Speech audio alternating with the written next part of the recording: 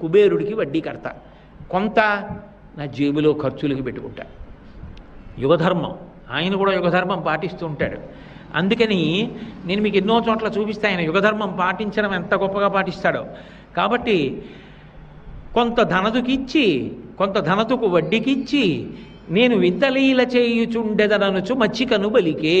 నేను వింతలీల చేస్తూ ఉంటాను లక్ష్మి, పాపాలు చేశారని చెప్పి చంపేను, అవకాశం ఇచ్చి మారమని చెప్తాను. ఏం సాధించావు పాపం చేసి?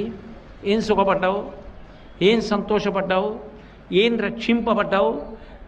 నన్ను నమ్ముకుని బ్రతికితే ఏటీఎం కౌంటర్లో కూడా డబ్బులు ఉండకపోవచ్చేమో, ఏటీఎం కౌంటర్లో కూడా నీకు డబ్బున్నా నీకు కావలసినంత డబ్బు ఇవ్వకపోవచ్చేమో. నన్ను నమ్ముకున్నవాడు మాత్రం చెడిపోవడం అన్నమాట ఉండదు కదా. నేను కాపాడతాను కదా.